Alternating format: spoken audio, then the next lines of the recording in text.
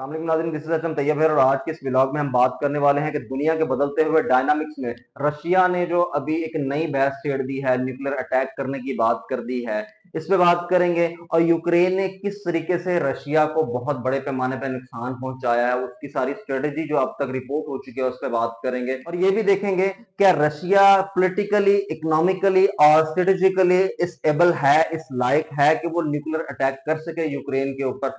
इन सब पे बात करेंगे, इन सब इंडिकेटर्स को देखेंगे।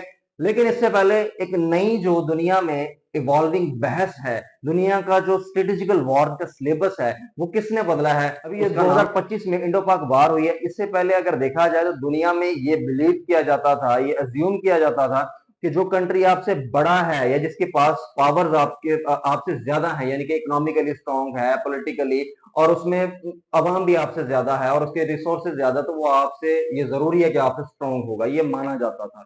लेकिन 2025 की इस इंडो पाक वॉर ने ये साबित कर दिया है कि आप साइज में छोटे हो या आपकी इकोनॉमी आपके दुश्मन से कम भी हो तो आप वॉर विन कर सकते हैं। तो इसी चीज को अब यूक्रेन ने भी सच कर दिखाया है। सबसे पहले बात करेंगे कि यूक्रेन ने किस तरीके से, किस स्ट्रेटजी से, देखें ये पिछले 2 साल से यूक्रेन जो है अपनी नाकाम कोशिशें कर रहा था रशिया में अटैक करने की, उनकी एयर बेसिस को तबाह करने की, क्योंकि जाहिर है सबसे भारी तो उनकी एयर बेसिस ही पड़ रही थी ना। किसी भी मुल्क के पास इस टाइम सबसे जो पावरफुल डिफेंसिव मैकेनिज्म हो वो एयर डिफेंस का होता है। तो जिस तरीके से अभी पाकिस्तान में अब आपने देखा है और भी बहुत सारे कंट्रीज में आए दिन हालात वाकयात बदलते रहते हैं, तो एयर डिफेंस के ऊपर जो है सारी की सारी जंग मुनहसर होती है। तो 2 साल से तो वो कोशिश कर रहा था, लेकिन अभी उसने देखा है कि पाकिस्तान एक छोटा कंट्री हो, देखें बेशक ये दोनों न्यूक्लियर वेपन थे, लेकिन न्यूक्लियर वेपन यूज तो नहीं ना किया, न्यूक्लियर पावर्स यूज तो नहीं की। एक कन्वेंशनल वॉर हुई है इन दोनों के दरमियान, इंडो पाक, पर इसका फायदा कहीं और ही हो रहा है। अब यूक्रेन की भी हिम्मत बढ़ गई। यूक्रेन ने क्या किया, यूक्रेन पिछले 2 साल से जो प्लान कर रहा था, अभी उन्होंने दोबारा एक ऑपरेशन लॉन्च किया। उन्होंने इस नए ऑपरेशन का नाम उन्होंने दिया है वेब स्पाइडर। जो कॉफिन्स होते हैं, ताबूत होते हैं, इनमें अपने ड्रोन छुपा के रशिया के अंदर पूरे इलाकों में स्प्रेड कर दिए। एयर बेसिस के नजदीक ट्रोलों के जरिए से उन्होंने पीछे, यानी कि बांध के या लटका के, जैसे भी उन्होंने उनको लेके जाना था, एक्सपोर्ट किया। पता नहीं कितनी रिश्वतें देनी पड़ी होंगी उस इलाके में उनको पेनिट्रेट करने के लिए। एक कंट्री की सॉवरेनिटी को चैलेंज करना इतना आसान तो होता नहीं है। तो उन्होंने अपना नंबर 1 पे ये हदफ पूरा किया और फिर उन एयर बेसिस के करीब जाके उनको ऑन किया। उन ड्रोन्स को कमांड कैसे किया गया, उनमें सिम वाला, यानी कि लोकल नेटवर्क सिस्टम जो सिम से ऑपरेट होता है या सिम से जो इंटरनेट के साथ कनेक्ट होता है, उनको यूज किया है। इसका मतलब है कि रशिया की सिम्स भी खरीदी गई जो उनमें लगाएगी, क्योंकि टेरिटरी तो रशिया की थी, तो रशिया के इलाकों की वो सिम में भी उसमें यूज हुई, सिम्स भी इस्तेमाल हुई। और इसके बाद जो है उन्होंने अपने कंट्री में बैठ के, विदाउट इनके कंट्री में आए, बगैर इनके मुल्क में एंटर किए, उन्होंने वहां बैठ के उनको ऑपरेट किया है। किसी की दूरी कई 1000 मील तक है, किसी की दूरी कई 100 मील तक है। ये काफी सारी रिपोर्ट्स आई हुई, इनमें रिपोर्ट हुआ है। तो इन्होंने उन ड्रोन्स को चालू किया, ऑन किया और इन एयर बेसिस पे अटैक कर दिया। 5 मेजर एयर बेसिस थी, बाकी और भी बहुत सारी है, लेकिन ये मेजर एयर बेसिस थी। अब इनमें कौन कौन सी है? बलाया एयर बेस है, ओलिनिया एयर बेस है, जियागिलीवो एयर बेस है, यूक्रेनिका एयर बेस है, और इसके बाद लिवानोवो सेवर्नी एयर बेस है। इन चंद एयर बेसिस पे अटैक किया है और बिलियंस ऑफ डॉलर्स का रशिया को नुकसान दिया है, जिससे रशिया एक दफा तो बैठ ही गया है। 37% ऑफ एयर डिफेंस सिस्टम जो है उनका कोलैप्स कर गया है, तबाह कर दिया है। किसने? यूक्रेन ने। अब इसमें कौन कौन से जो मेजर प्लेन्स जो या एयरक्राफ्ट जो शामिल हैं? TU-160, TU-95, TU-22M3 और अर्ली वार्निंग एयरक्राफ्ट शामिल हैं। इनमें कोई सुपरसोनिक है तो किसी के पास 5 इंजन हैं। इन पे किसी दिन वीडियो बना दूंगा, वो आप देख लीजिएगा, डिटेल वीडियो बनाएंगे इन सब पे और इनके स्ट्रक्चर्स पे। लेकिन ये सारे के सारे कैपेबल किस चीज के थे?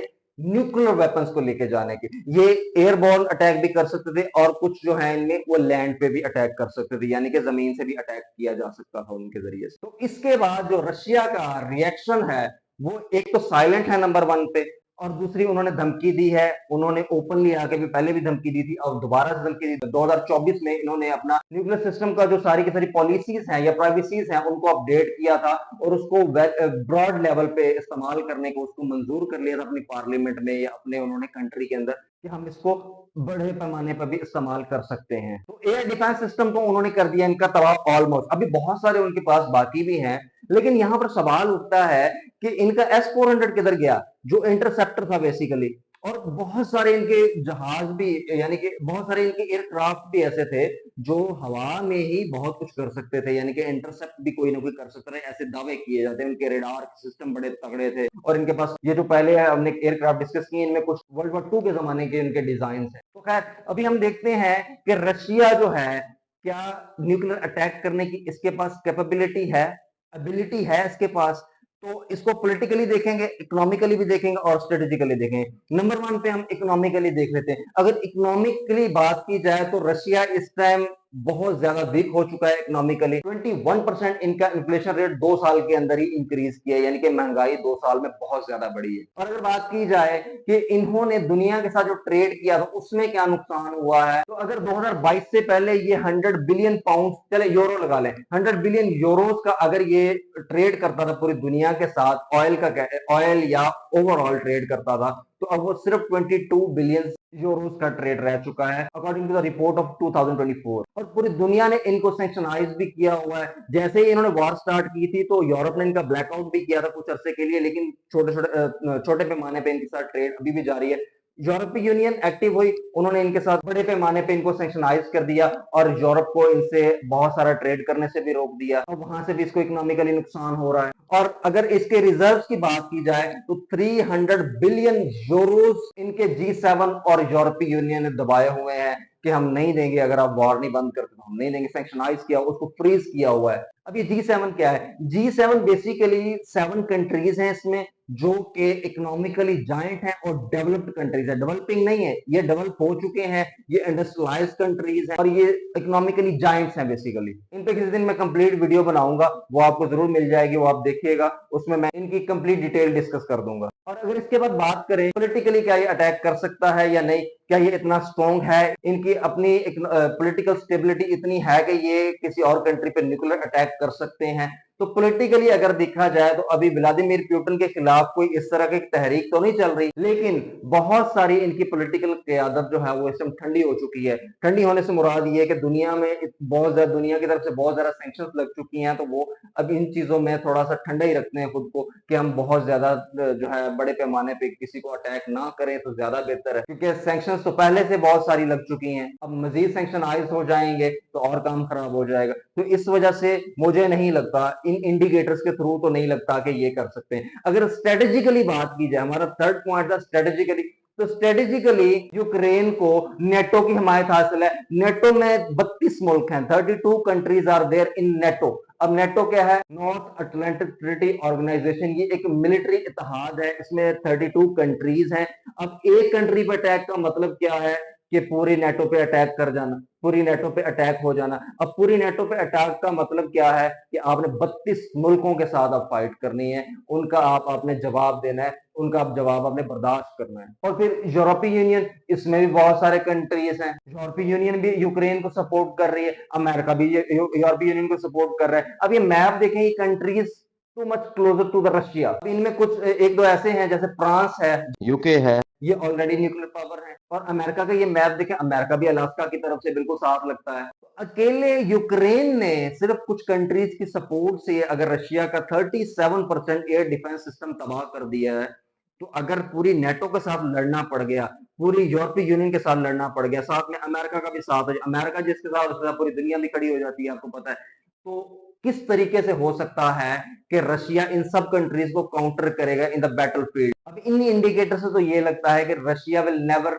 Nuclear attack to Ukraine. लेकिन फिर भी आने वाले वक्तों में क्या होता है, रशिया की अपनी पॉलिटिकल क्यादत इस टाइम सर जोड़ के बैठी हुई है, बड़ी खामोश है। खामोश सिर्फ दिखाया जा रहा है, लेकिन यूक्रेन के अंदर इन्होंने इस टाइम रिटेलिएशन स्टार्ट की हुई है, उनकी एयर बेसिस तबाह कर रहे हैं, उनकी जो ब्रिगेड्स हैं उनको भी तबाह कर रहे हैं। मतलब ओवरऑल अब रिटेलिएशन स्टार्ट कर दी। और कुछ न्यूज तो ये भी मिल रही हैं कि उनके पॉपुलेटेड एरियाज पे भी रशिया ने अटैक करना शुरू कर दिया है। लेकिन बिहाइंड द सीन ये स्टोरी है, और ऑन द फेस अगर स्टोरी की बात करें तो रशिया अभी क्विट है, खामोश है, अभी उसने कोई जवाब नहीं दिया, यानी कि उसको पब्लिकली ऑन नहीं किया। बाकी आने वाले दिनों में क्या फैसला करती है इनकी पॉलिटिकल क्यादत, क्या है ये न्यूक्लियर अटैक करते हैं इन सारे इंडिकेटर्स को देखते हुए भी या नहीं करते, ये तो वक्त ही बताएगा। इसी के साथ हम अपना व्लॉग एंड करते हैं। अपना बहुत सारा ख्याल रखिएगा, अपने इस चैनल का भी।